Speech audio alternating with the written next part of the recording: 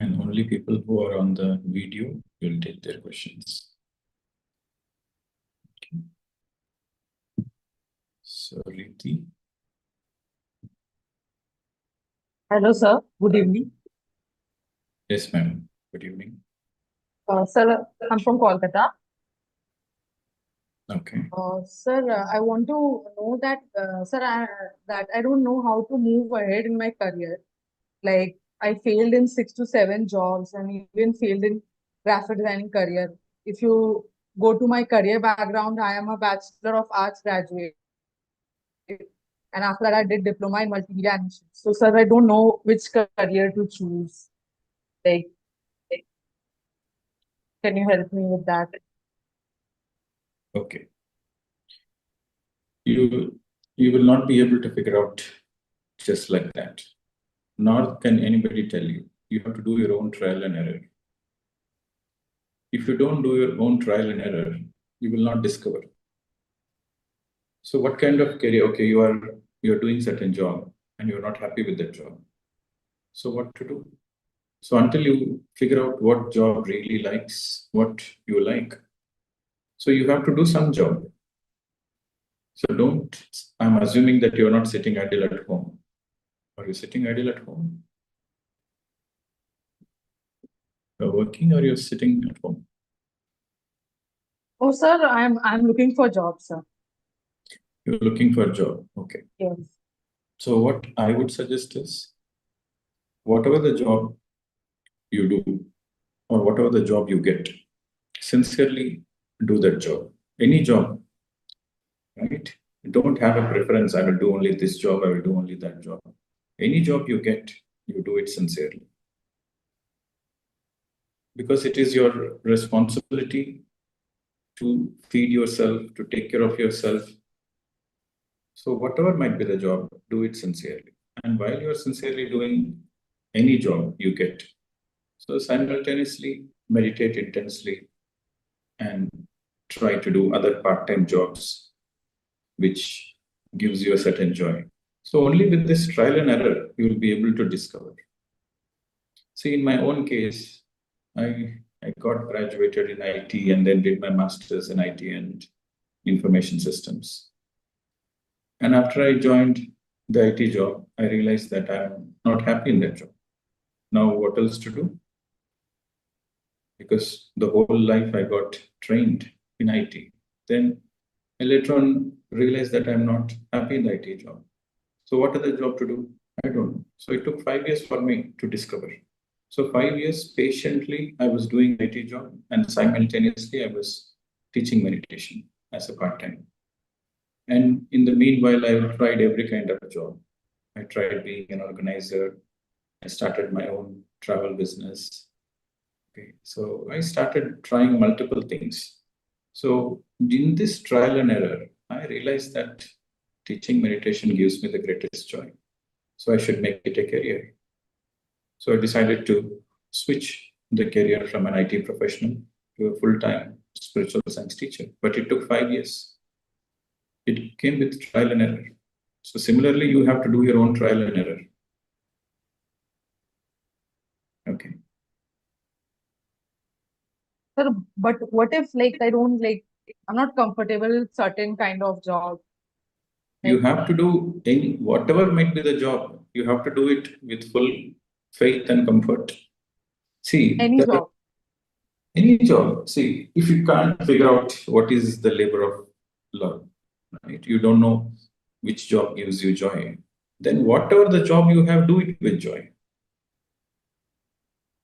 Until you figure out which job gives you joy, whatever the job you have right now, do it with joy.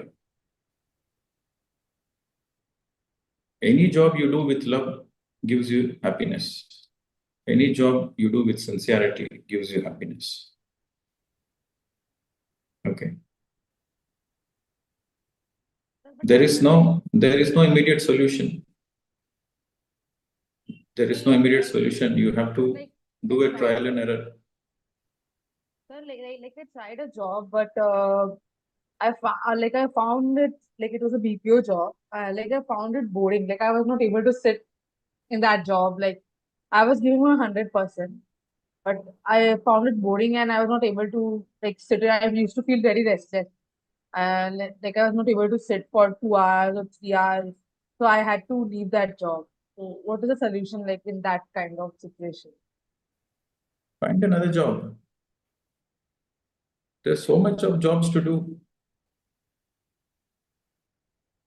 Any job you should do it with joy. You know what are the kinds of jobs I did? I did every kind of job. I delivered newspapers. I worked in factories. I worked in car showroom. I did every kind of job to figure out what job I really like. I didn't sit idle. I respected every job. I was not sitting at home. I will do only this job. I will do only that job. I figured out. I respected every job I did. So that is no excuse. If you don't like one job, do another job. There's plenty of jobs. Where there is a will, there is a way. Nobody is going to come to your home, knock the door, and hand over the job to you. You have to go knock the doors.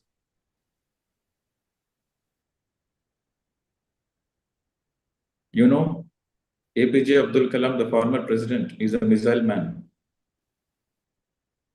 He was delivering newspapers when he was a small boy. And he wanted to be an Air Force pilot. He couldn't get that job. Then he ended up being in the DRDO. Then he didn't lose his hope. So whatever the job he did the best. And when he became the president of India, he got a chance to drive the fighter plane. So his dreams came true. So whatever the job he took, he did it with total passion.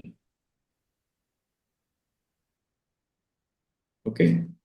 So no excuses. Sir, I have one more question, sir. Sir, some evil things are not letting me do meditation. Like, for example, I don't feel breath, then what should I do? How do you conclude evil things? Sir, like some kind of black magic. Don't speak all those things. When you think negative, negative happens. When you speak negative, negative happens. We are here to think positive. We are here to speak positive. No spiritual person will speak negative. Spirituality means taking responsibility towards life. Never ever speak negative. The moment you utter negative word, negative will happen. Where your attention goes, there your energy goes. Think positive, speak positive. Then your life will be full of positivity. Think miraculous, speak miraculous. Then your life will be full of miraculous. Don't get into that trap. Wake up. Nobody is there dragging you down. You have to pull yourself up. Okay. Madam, I'm Hiran, sir. Hiran Desai. from where, what you I'm do? from Mumbai, and I'm into business. I have my own business, so Okay. of food. I'm into food ingredients. So my question is that I have heard a lot of your YouTube sessions, and in one of your sessions in Life Beyond Enlightenment, you had mentioned don't be a bhakta or devotee, be a spiritual seeker. So I wanted some clarity on that, sir. Okay. So what I meant by don't be a devotee or bhakta, what I meant is don't blindly follow anything. The word devotee is actually not a negative word, right?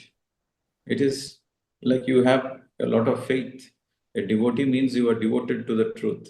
The very definition of devotee means you are devoted to the truth. Mm-hmm. But a blind devotee is someone who is not devoted to the truth, but rather devoted to an individual, an organization, or a belief system, where he becomes a blind devotee. A person who is Okay. devoted to the truth is perfect. Okay. See, what happens, it takes a lot of courage.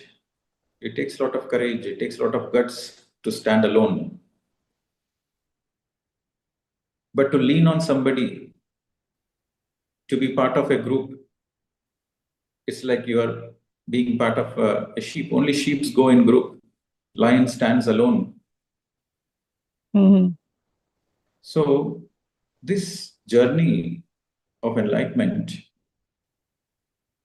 this journey of seeking the truth, it takes a lot of courage and a lot of guts. You need to question. You need to fundamentally question everything, not blindly following. Okay. When you blindly follow, what happens? You get certain emotional comfort. When you blindly follow something, you get certain emotional comfort. There is a feel-good factor, but still you are in darkness. Mm-hmm. Before you are attached to materialistic things, and when you become a blind follower, now you are attached to your own guru, you're attached to your own organization, you're attached to your own principles. Mm-hmm. That should not be the case. A truth seeker should always contemplate, should always question what is valid, what is right, what is not right. Yes, the guru is saying this, but is it in my experience? It is not yet in my experience. So, what should I do to experience the truth myself? There are so many great masters, they have become great by doing a lot of sadhana. What about me? Where do I stand? What sadhana I did? Where is my loyalty? You should question, where is my loyalty? Is my loyalty towards my teacher? Then you fail the subject. Is my loyalty towards the organization I'm identified with? Then you fail the subject. Is my loyalty towards a particular social group? Then you fail the subject. But if your loyalty is towards truth, then what is truth? You are the truth. Your Atma is the truth. That which is eternal is the truth. Your loyalty is only to your own self. Your loyalty is to your own self-realization. When I say self, that means self-realization. When your loyalty is towards your own self-realization, then you are a perfect truth seeker. Mm-hmm. So this is what I meant. Don't be a blind devotee, but rather devote yourself to truth, towards your Okay. self-realization. Because that is the only way you can liberate. So, sir, if there is nothing like if you are listening to Bhagavad Gita or you are following, you are learning. Like I'm very new basically to everything. Like I'm hearing Bhagavad Gita or Bhagavatam, and I also listen to Lord Krishna's teachings, and Perfect. and Perfect. I'm following you, the path that you teach about spirituality, which is the core of spirituality, which really interests me a lot. So I try to really understand that. So doing that, both of that is not wrong, right? Absolutely not. See, this is what I said. Mm. Okay, let me tell you another statement. You have to remember this or write it down. Take a pen and paper and write it down clearly. The only obligation you have at any given point of time, the only obligation you have at any given point of time, in any lifetime, at any given point of time, in any lifetime, in any dimensions, in any lokas, in any worlds, the only obligation, underline the word the only obligation you have is to be true to yourself. Okay. The only obligation you have in any lifetime, at any given point of time, in any dimension, is to be true to yourself. is not true to some masters or not true to any organization, true to yourself. Listen from every master, learn from every master. But you have to do your own sadhana, you have to do your own practice. Yeah. You see, this is the meaning of Sajjana Sangatya. Okay. So Adi Shankaracharya said this, Trijagati, that means in all the three lokas, physical or mental or causal, in whatever the lokas you go, it is only Sajjana Sangatya which will help you from Dukkha Sagara, the ocean of suffering. So what is Sajjana Sangatya? Sat Janas. Sat Janas means the people who are in truth. When you listen to a Jesus Christ, when you listen to a Krishna, when you listen to a Buddha, you are having a Sangatya with Sajjanas. Sajjanas means great masters, enlightened masters, the masters who have discovered the truth themselves, the masters who have spoken the truth. Yeah. So the masters who have experimented the truth, the masters who have realized the truth, the masters who have spoken the truth are Sajjanas. Okay. So when you have that Sangatya, that means when you read the books written by Krishna or Muhammad or Jesus, all great masters, Lao Tzu, Guru Nanak, so all are great masters. So when you read those writings, those masters' teachings, you are helping yourself to be in the right path. They show you the direction. They motivate you. When you read Bhagavad Gita, it motivates you. When you read Bible, it inspires you. Right. So you get motivation, you get inspiration, and you have to do your own sadhana. Yeah. Okay. Listen to every master, whoever you feel comfortable in your heart. See, this is the quality of the truth. When you listen to the truth, deep in your heart, you feel it is right. There is a feeling in your heart space that you feel it is right. So that is the quality of the truth. So what you feel in your heart is right. You listen to that master and sincerely practice it, experiment it, do the sadhana. Then your sadhana will help you to liberate from all the suffering. That is called enlightenment. Yes. Yeah. Thank you so much, sir. Thank you. Next. Meena. Hello, sir. Good evening, sir. So, thank you so much for the opportunity. I'm Meena. I'm connecting from Singapore. Previously, I had the chance to talk to you, have the conversation twice, and the wisdom you shared with me gave me the confidence and boost to be in this path even more better. So, now let me go to my question. Now I'm understanding the topic karma, so I can understand it like it's a cause and effect.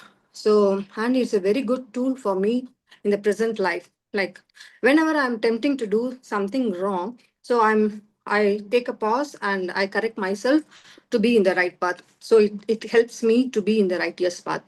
So in that way, this tool is very helpful in the present life.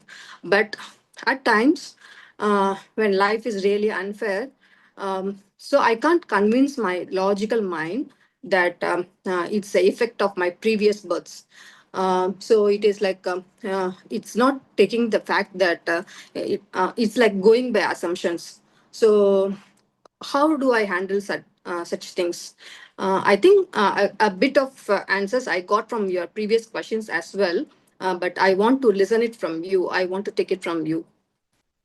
See, first and foremost, there is no injustice whatsoever. There is no injustice whatsoever in the God's creation.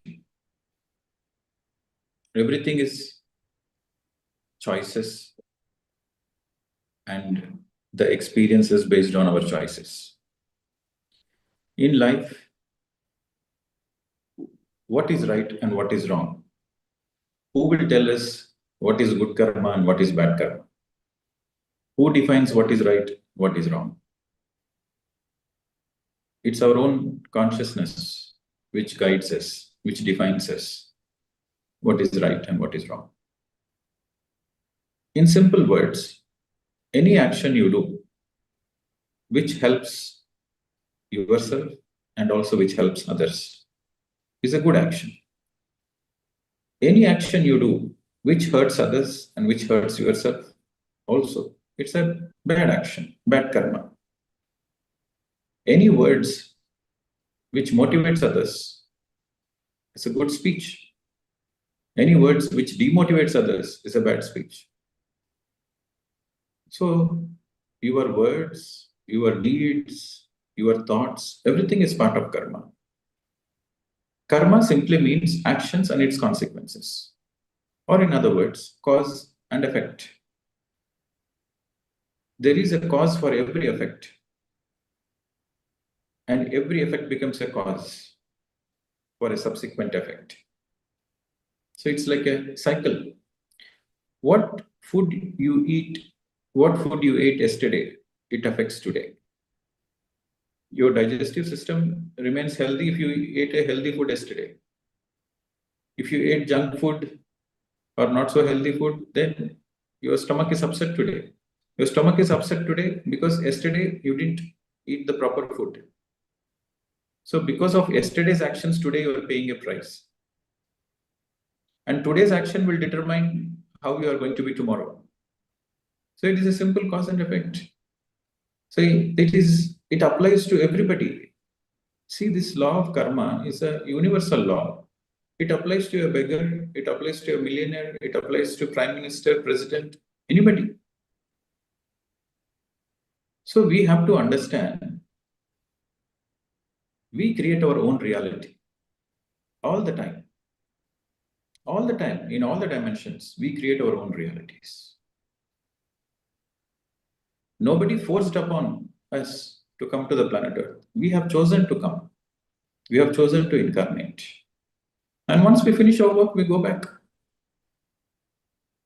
So, if you see from one lifetime perspective, there is only confusion. If you see from lifetime's perspective, then everything is perfect. If you see from one lifetime perspective, life is not fair. If you see from lifetime's perspective, life is perfectly beautiful. There is pure justice. In the God's creation, there is no injustice. Because it is the mind which thinks there is injustice. Because mind can able to perceive only one lifetime. Mind can perceive only one lifetime. So if you see from one lifetime perspective, it is a limited perspective. So in that limited perspective, we fail to understand the truth. But the more and more we empty the mind, we begin to see lifetime's perspective. Our mindset changes, our perspective changes. See, when I say perspective, that means viewpoint. Your viewpoint changes. Let me give an example. You have done all good in this lifetime. But still somebody, gossiped about you, or they were spreading bad things about you. And, they were not faithful, loyal, or there's no gratitude in spite of you doing everything from your heart space. But still people are, throwing stones. They're throwing garbage at you. They want to defame you. And you might think, what wrong I did? What wrong I did? I didn't do anything wrong. But why I have to go through these things, which is unfair. So that is very natural that you think that way when you don't understand law of karma. But when you understand law of karma, you say, okay, whatever happens, happens for a reason. So this is understanding of law of karma. The understanding of law of karma means whatever happens, happens for a reason, number one. And number two, whatever happens, happens for good, number two. And number three, why whatever happens for good is there is something for us to learn, there is something for us to experience, there is something for us to grow, there is something for us to evolve. Every challenging opportunity is an opportunity of growth. Every challenging opportunity is an opportunity of learning. When everybody is nice to you, you are naturally nice to them. But when nobody is nice to you, you are still nice to them. That means you are a nice person. You are a good person. In spite of people doing bad things to you, you still wish good for them because that is your quality. So then you are a good person. Only in the pressure situation, your true self is revealed. You take an orange and squeeze the orange, put pressure to the orange. What comes out is orange juice. When you apply pressure to the orange, when you squeeze the orange juice comes out. Because what is inside is orange juice, so that juice comes out. So only in the pressure situations, our real self comes out.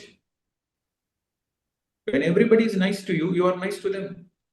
But when nobody is nice to you, you are still nice to them. That means that is your inner quality. So there are many situations which helps us to see what is inside us.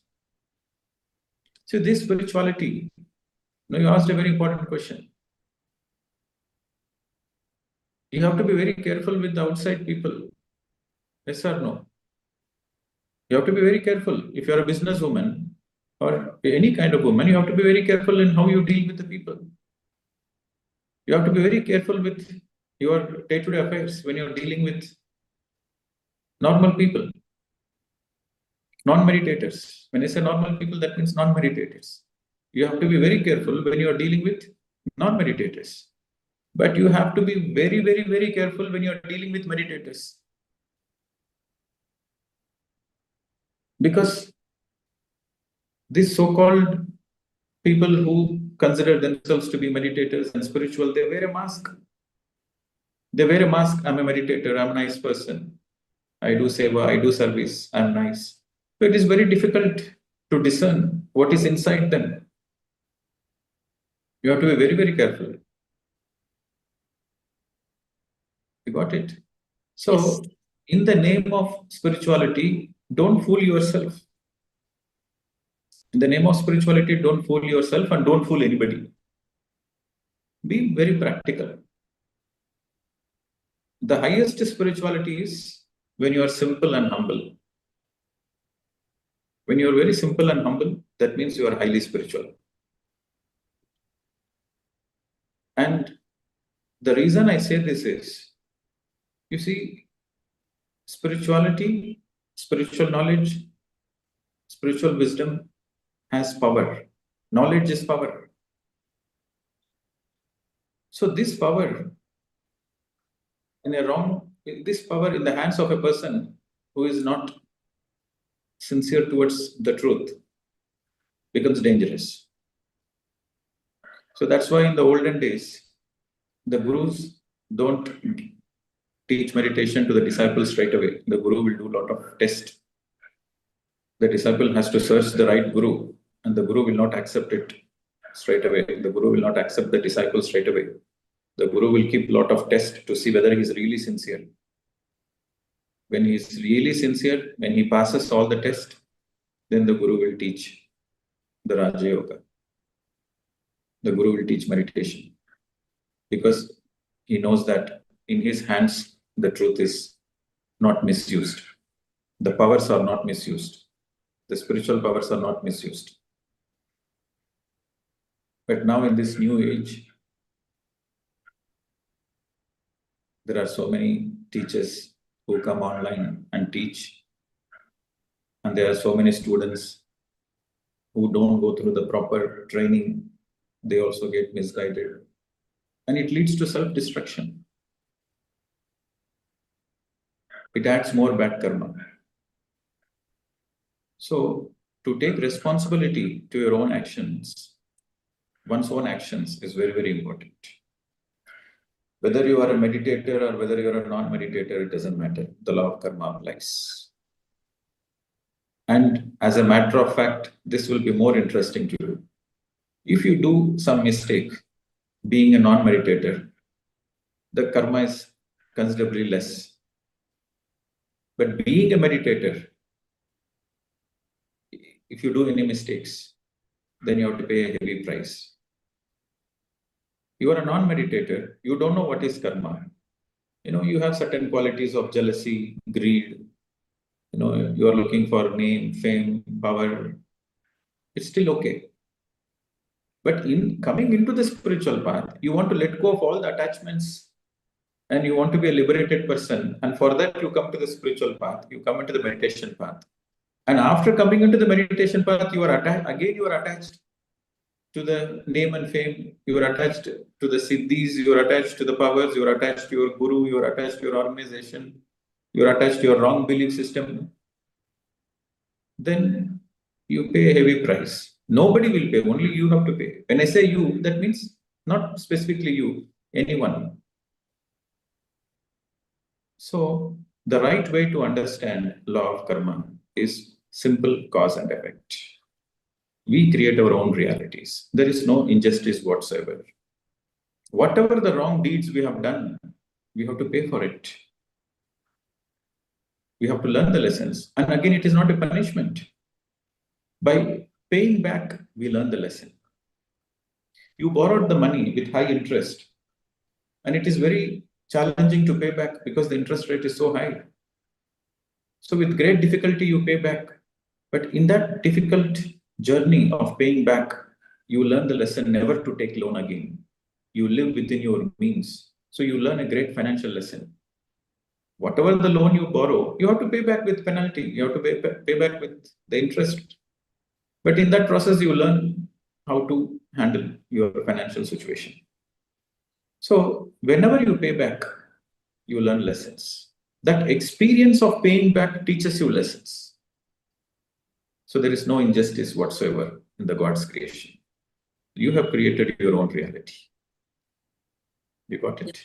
Yes. Thank you so much, sir. I love you for this answer. Yeah. You're welcome. So, next. 108. Good evening, sir. I'm Punita from Singapore. I just changed my introduction a little bit. I like to work with young children, and currently, I always like to talk to young children. I don't know why I have that interest in talking to the young children. This is a small other side of me, I want to say. Yes, sir. Today, my question is, recently, I experienced one strange thing. I just want to get more understanding about it, sir. Especially if I hear it from you, I will be more convinced. So maybe last week there was a small quarrel in my house, like with another family member. Like, so when I was quarreling, like it's not literally a quarrel, like just an argument, very intense argument. Then at one point, since I'm a meditator, my awareness helped me not to talk anymore. I just kept quiet. I just started observing. But the moment when I start observing, I also started observing a pain in my heart portion. My heart muscle was, I feel a pressure there. And then my energy level also, I felt very strange in my energy level. And everything, something was watching it and I'm seeing it. So is this called consciousness? So I don't know, some very strange thing. I felt even though in that intense pain, something was watching me. And I don't know, is that called consciousness? Can you please explain to me? Oh. Or it is my awareness? So you are going through a certain pain in your heart space, which simply means you're going through an emotional turmoil. In other words, it's an emotional turmoil. So when you're going through an emotional turmoil, you have a subtle feeling that somebody is watching you. There is an energy or there is an awareness which is watching you going through that pain. So it simply means that it is a witness. Your higher self is witnessing it. Okay. Your higher self is witnessing you going through that pain. Okay. So to put it in simple words, you are going through that pain and you are conscious of that pain. Yeah. See, these are all synonyms. Either you can say that your higher self is witnessing, that is a poetic way of saying, or a more simpler way of saying is you are aware of your pain, or a more practical way of saying is you gracefully went through the pain. Yeah. Okay, so these are all synonyms. And you going through pain in your heart space and you witnessing it, it is a beautiful phenomenon, because by witnessing your emotions, you can transform that emotion. If you're not witnessing, then you get stuck there. Then you keep repeating it. So sometimes, people, they suppress their emotions. You should never suppress your emotions. Nobody should suppress their emotions. When you suppress the emotions, it manifests as illness. So your emotions has to be expressed. How do you express your emotions? The best way of expressing your emotions is being a witness.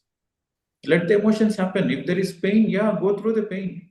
The soul has taken birth on the planet Earth to go through the emotions. One of the agenda is to go through that human emotions, whether it is pain or feeling of betrayal, feeling of backstabbing, feeling of misunderstood, feeling of you are not properly understood, you are judged, or sometimes there is the emotion of confusion, there is this emotion of lack of empathy.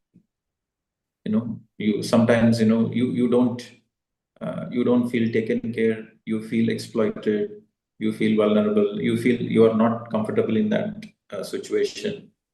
So many emotions are there. Sometimes some emotions you can give names, some emotions you cannot give names, because you are too confused even to identify that emotions. So in that moment, don't use your mind to identify those emotions. Just go through it. Okay. Just go through it and then understand that this is very common. Once you have taken human lifetime, this is a very common phenomena. So going through emotions are a common phenomena. So go through the emotions. And after you go through that emotions without any judgment, so just go through that emotion. That is when you have to be in a witness space. Being in a witness space, you bring in the truth. That is where you understand that, okay, there is no injustice whatsoever. Whatever happens, happens for good. Whatever happens, happens for good.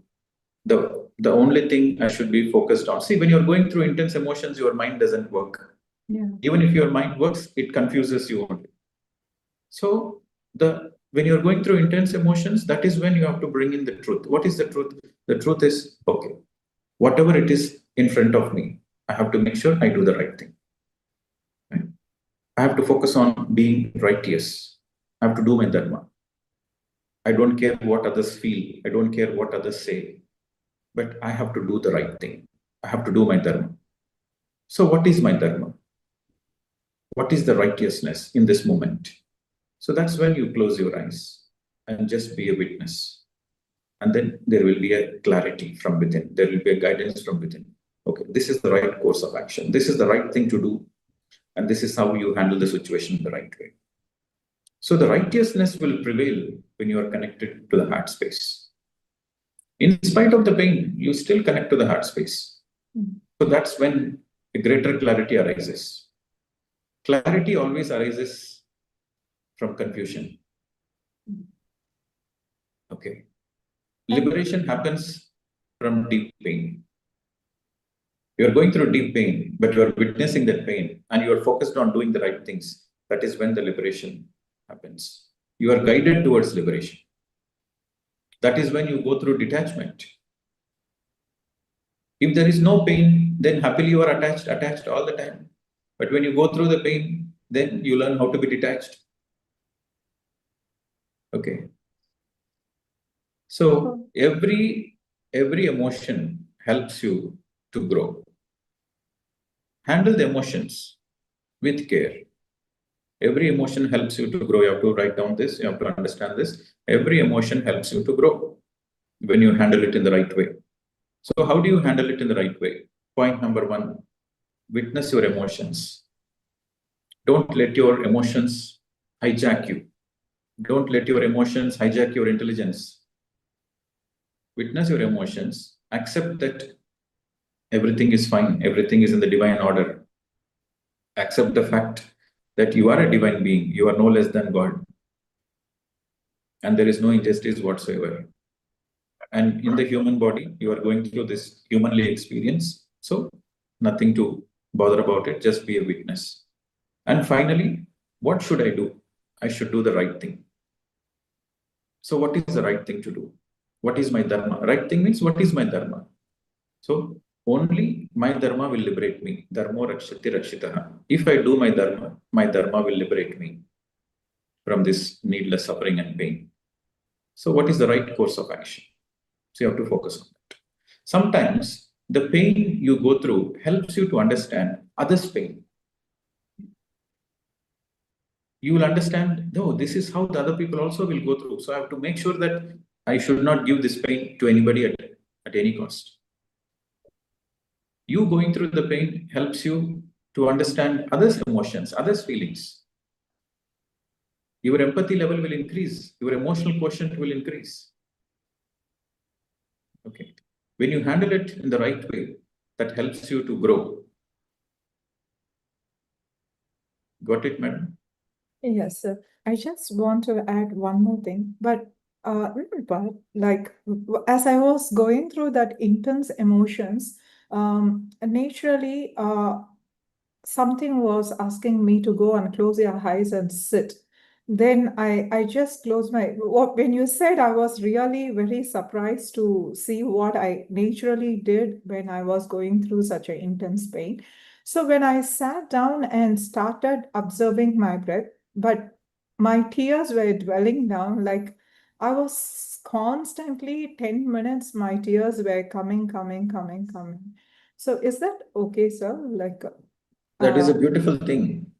okay. When the clouds collide, there is thunderstorm. Okay. Right? And then there is rain. The clouds crying is nothing but rain. Okay. So when your emotions are melting away, it comes as teardrops. So teardrops are good. Cry happily. Take a tissue box. Take a tissue box with you. Have a dedicated time. This is my cry time. So happily cry. Okay. Crying is the best way of letting go of emotions. Cry happily like a baby. Then you will feel light in your heart space. And also drink. When you are going through that intense emotion, it really helps when you drink water. So drink 1 or 2 glasses of water. That helps you. And after you finish all the crying, after you enjoy all those emotional journey, the roller coaster journey, take a quick bath or a long bath and wear nice new set of clothes. Then you are again new, fresh. This is how you handle your emotions. Very happy, sir. Very happy with your answer. Thank you. Yeah, you're welcome. So next, Sharmila.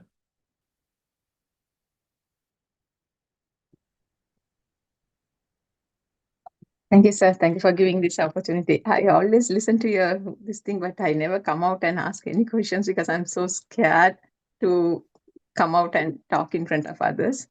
But now I'm gaining this is the first time actually I'm coming out. Good, and madam. trying We'd to- like to know more about you. Would you please introduce yourself? I'm from California. My name is Sharmila. I'm living in California for almost like 20 years now. I'm from Sri Lanka, actually, by the way, and moved to California for 20 years back. My question is, actually, because of you only, I'm in this path. After listening to your Sajjana Sangatya, only like it made me to come into this path so deeply. That's one thing I wanted to tell you before my question. I'm a very spiritual pathway person. For last 25, 30 years, I've been a bhakta state. I do a lot of pujas, puja pulaskara idella romba pannuven. I'm always on to that. So once recently, last month or something, one of this question and answer, one of person has asked about this same question, and then you gave a question saying like, okay, fine, think that you are moving out of that bhakta to yoga mark, you are getting a promotion. So I listened to your that question and answer, and after that, and this particular Navaratri, I decided myself, okay, as you said, I'm moving out of bhakta to bhakti mark to yoga mark. So I gave up my Navaratri pujas, pulaskaram, and everything. I didn't even do anything, and I didn't even wanted to go for any tambulam also. Whenever my friends called, I didn't even wanted to go. I said, no, I'm only going to do meditation this time. But only thing, I couldn't give up my chanting. I'm still doing my chanting. Adu vandu ennala vidave mudiyala. Is this something good, or is it something that also I have to give up? Even now, the Shashti is also going. The Shashti also I couldn't give up. I'm doing fasting, and I'm reciting my shlokas for Muruga.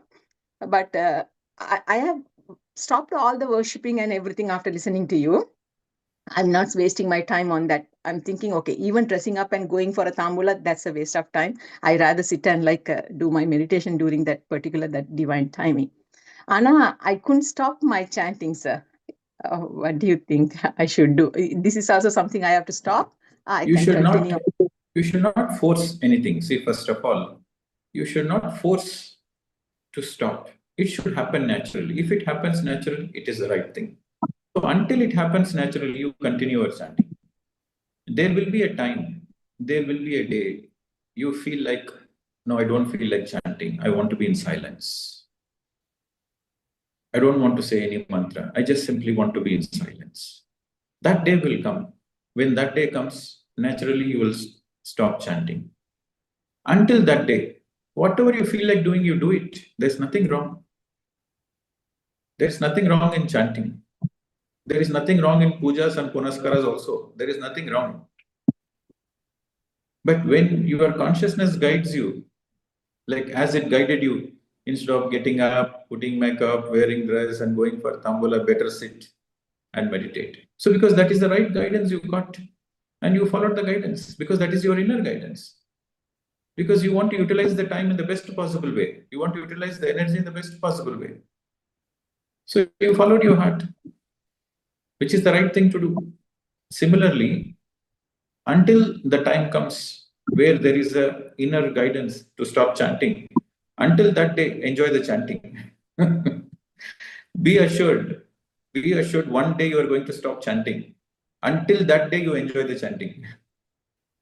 Okay, sir. So one more question, sir. I actually missed your Egypt last year. You had a the January period. You had a Egypt trip, right?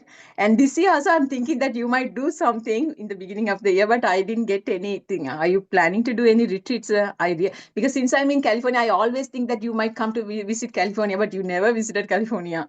So I would like to have a retreat with you, sir. Anywhere I visited California way back in the year 2014. That time I'm not into meditation, sir. Okay. So next year we will plan a California visit. Sir, for this, I thought like every beginning of the year you will have you will visit different countries for retreat, because you did Egypt. Actually, I was so much willing to come for the Egypt, but last minute I couldn't come. So I was thinking at this year, are you doing anything for New Year, sir? Okay. See, I'm in my own graduation process. Okay. So I'm stepping up to a different level of service, consciousness, and I'm going to see, for the last 3 years, I spent most of my time in the development of the ashram. I never traveled too much. I never traveled, very little I traveled. So since I've handed over all the ashram responsibilities, now I have to plan well. And now we have a lot of activities happening in India, in many cities. The Breath Energy Health Foundation, the mission in India is to reach out to more than 100 cities, reach out to a lot of universities, colleges. And Vietnam also, we have already started, and things are going in Vietnam and Malaysia. It is taking up. It is getting. It will be launched early next year. So there's a lot of background work, teamwork. So a lot of activities are happening in terms of launching this Breath Energy Health Foundation in different countries. And next year we will be focusing on Sri Lanka, UK, and subsequently Switzerland, Europe. So I'm tied up with all those things. But I will assure that there will be one international trip, spiritual holiday, I will organize. So the next trip I'm planning to organize may not be To Egypt, but it will be more of Bosnia, Croatia, right? So we will plan something and we'll let you know. If you are part of that WhatsApp group, Pradeep Vijay Spiritual Academy WhatsApp group, if you are part of that group, you will get the updates. So I cannot promise exactly when and where we will be going, but you will be updated. So one spiritual trip, one spiritual holiday per year, I will plan. Okay, sir. Thank you. Thank you so much. Yeah, you're welcome. My question here is, when you assign 45 students in a class as a teacher, I know that all the 40 students are really good, like really brilliant, and they are able to cope up the class and everything. But there are only 5 students which are really poor, I would say, or which are not capable to pass that class. And there will be one student who is not at all interested, sir. And then how do we cope up with that one particular student? Because I'm not caring about those 40 students, because I know that these 40 students will go through me. But those 5 students are very challenging, and that one student is really, really the least. And for me, I feel that even that one student also should come up and pass it. Then only I feel very proud of myself, what I have taught. So how do I deal with that? He or she is not even ready to look at me or communicate me or talk to me. And I need your answer. So you are asking this when you are going and teaching meditation or in any tuition class? In general. Either it can be a meditative class or it can be like teaching a science or mathematics. I have a group of 40 students, small kids, maybe under age of 10 or something. See, in general, the teaching profession, it's a very interesting profession because it is a profession where the teacher has to play the role of a teacher and also the teacher has to play the role of a student simultaneously. So before going to the class, the teacher has to prepare a lot of notes, has to read a lot of books, has to equip himself or herself. So the teacher has to study more than the student. So in that way, before he goes to the class, he's a sincere student. And once he goes to the class, then he takes the role of a teacher. He doesn't become a teacher. He takes the role of a teacher. So you have to understand this so that you get your answer. So a teacher takes the role of a teacher, right? So when you take the role of a teacher, then what is your role? It is to be honest to yourself. And as you rightly said, the bright students or the sincere students will learn anyhow. So your focus should be only on the gray area. See, there are some students who is not at all interested and you cannot do anything to them. You can take the horse to the pond, but you cannot make the horse drink the water. So you cannot teach anything. You can teach nothing to a student who is not interested. So those students, you don't bother. And sincere students, anyway, they will learn. A sincere student will learn from a good teacher. A sincere student will learn even from a bad teacher. So a sincere student will anyway learn. So you don't need to put that much attention towards sincere students because they will anyway learn from you. So your focus should be on the gray area. The gray area is neither they are 100% sincere, nor they are 100% not sincere. They are somewhere in between. They are gray. Neither they are in black area, nor they are in white area. They are in gray area.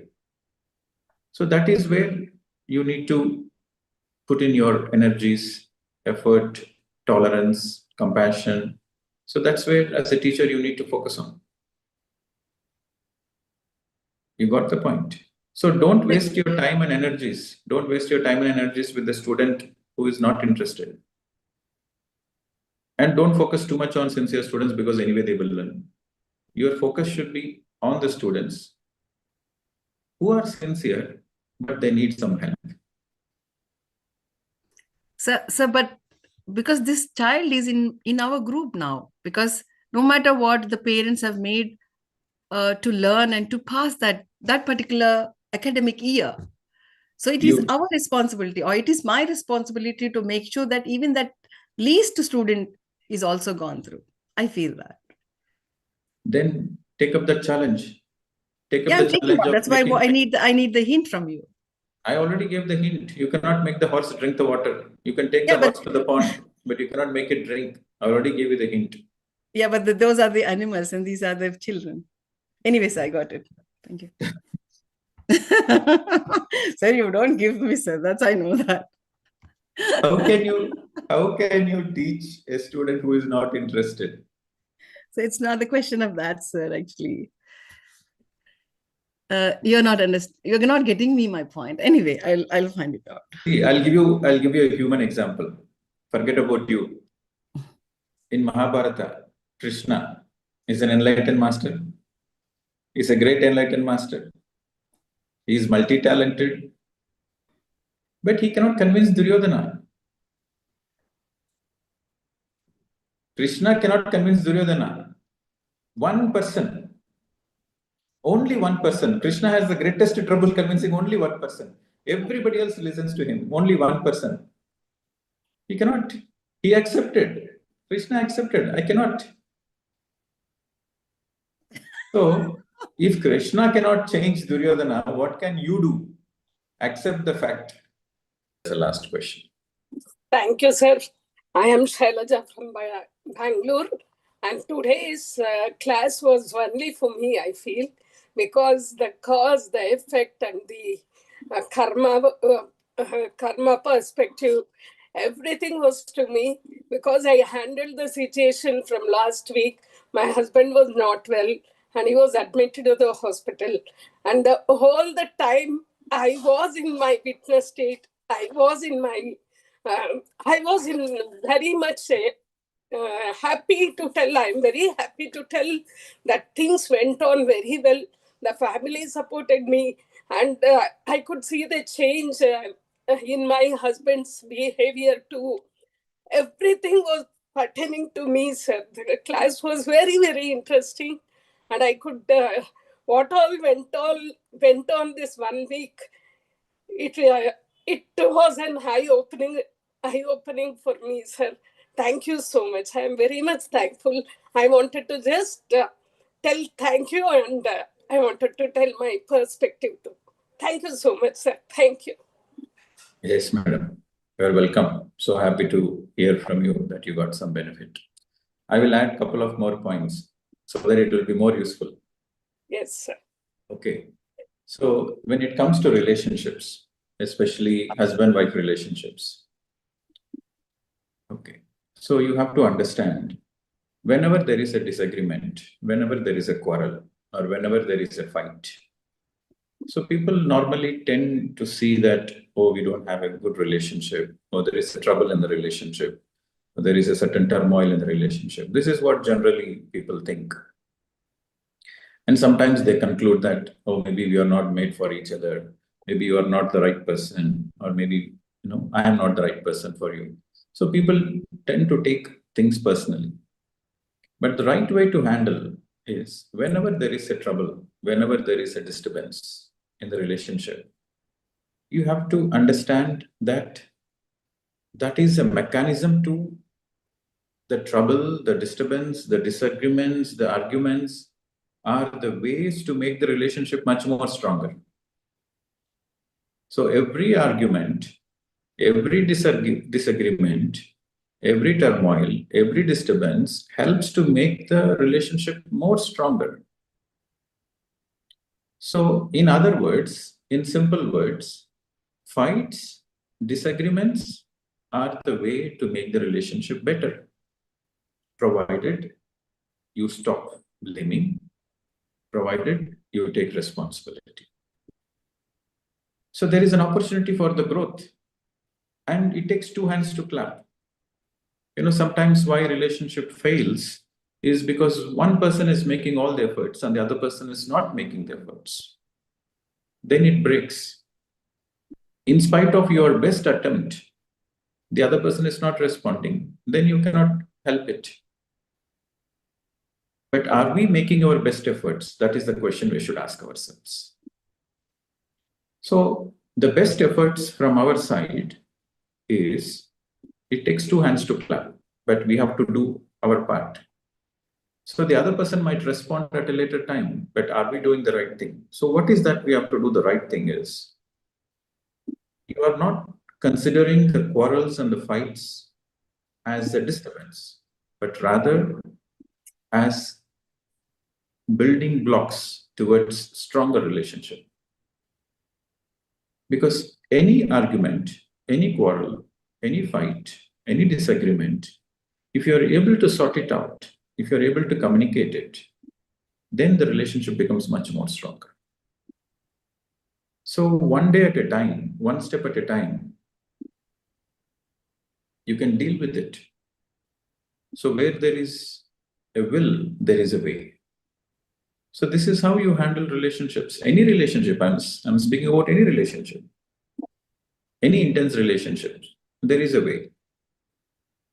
Especially the most important golden rule is, when there is a disagreement, when there is a certain turmoil, you have to keep our mouth shut. You have to follow the mauna. You can immediately take a pen and paper and write down, okay, I'll be in mauna for a few hours. I'll speak to you later. Thank you, sir. Actually, my husband had a physical ailment and he was in the hospital. And I thought this will be a turning point for his life to come into spirituality, which is my aim, that he has Not your aim, that is your greed. Greed, okay. That is your greed.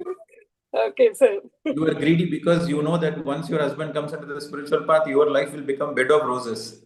That is your greed. Okay. So you have to understand that everybody has their own free will. You have to respect your husband's free will. Okay, sir. Every expectation leads to frustrations. Okay. Okay. Okay. Hello. Okay, All right then. Thank you very much. Thank you, sir.